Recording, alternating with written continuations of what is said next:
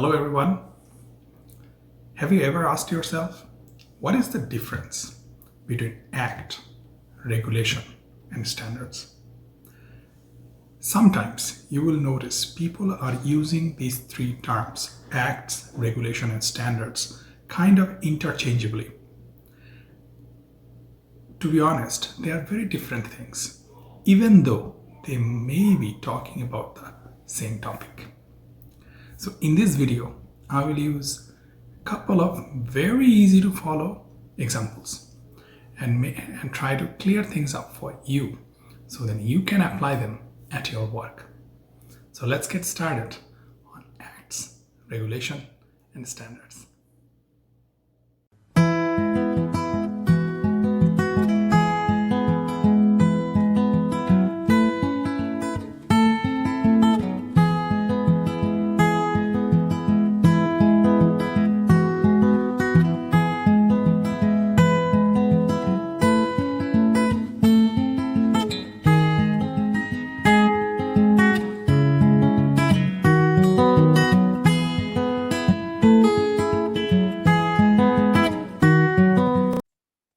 Hello, everyone.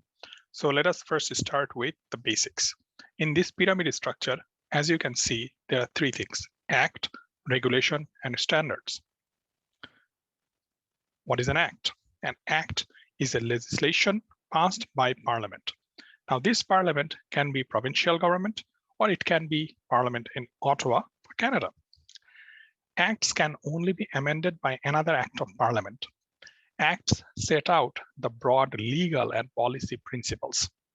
Don't worry, I will take you through an example so that you can understand how this act actually looks like. But let's talk about regulation, which is the second layer here. Regulations are the rules used to carry out the intent of acts, statutes enacted by the Parliament of Canada. By the way, as I have mentioned you before, it can also be the provincial government. The subtle difference is when an act is passed by provincial government or the provincial parliament, then that act is provincial act. When that act is passed by the federal government sitting in Ottawa, then that act is federal act. They are instruments. So let's go back to regulation. They are instruments of legislative power and have the force of law. Regulations contain more specific guidelines than acts. These can include definitions, licensing requirements, performance specifications, exemptions, forms, and other specific details. So what is standard and how an act actually looks like? So I'm going to, here is an example. So for the purpose of this video, what I have done, I have opened up APSA. So if you're not familiar with APSA, APSA is Alberta Boilers Safety Association. And over here, we have Safety Codes Act. So what is a Safety Codes Act? How it looks like? So this is how the Safety Codes Act looks like. If you just type in QP and you go to .alberta.ca, you can see this is this act. This is a provincial act, as you can see, province of Alberta and Alberta Queen's Printer. It's available to anyone and everyone. You can open it up and you can go through this act. It's not a big document at all. As you can see, it's a very high level information. So within this act, it refers to all these regulations. So when someone talks about building code, electrical code, fire code, gas code, and other plumbing code, pressure equipment exemption order, pressure equipment safety code, they are, or regulation, not code, regulation, they're basically referring to all this regulation that is enforceable under this act. So how one of these regulation looks like. So for example, I have already opened up this pressure equipment safety regulation 49/2006. So this is this one. And under Safety Codes Act, Pressure Equipment Safety Regulation. Again, these are provincial regulation, but Safety Codes Act, if you are in Ontario or any other province, you will have your own provincial Safety Codes Act and related regulation. So now you may be asking, let's say you are an engineer, not an engineer, doesn't really matter, that, okay, I have heard some of these standards like CSA B51. ASME B31.3, ASME boilers and pressure vessel code, how all those things connects back with this acts and regulation. Very good question. So let's go to section 6 of this regulation. Sections are mentioned here up top.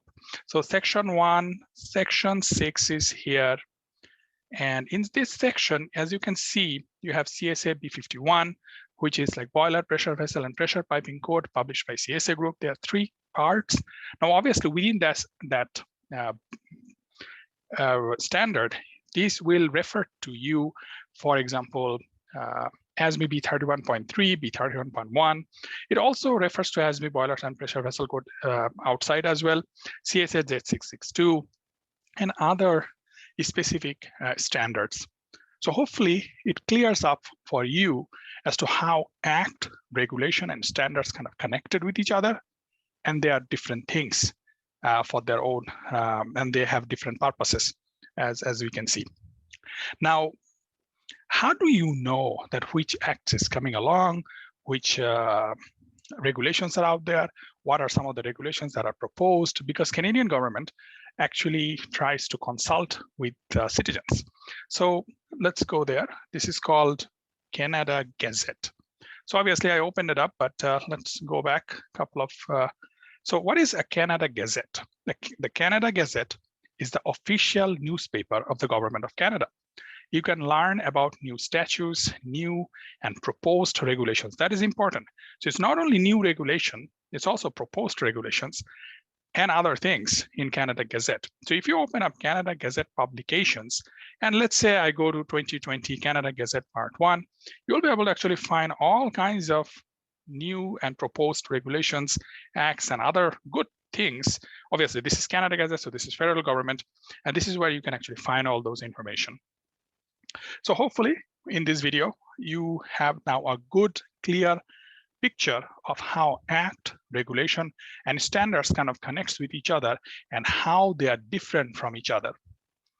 This is important because people now going forward, you will not confuse people, or you will not confuse yourself by substituting Act, regulation, and standards with each other, because now that you know they are totally different things, even though they talk about the same topic.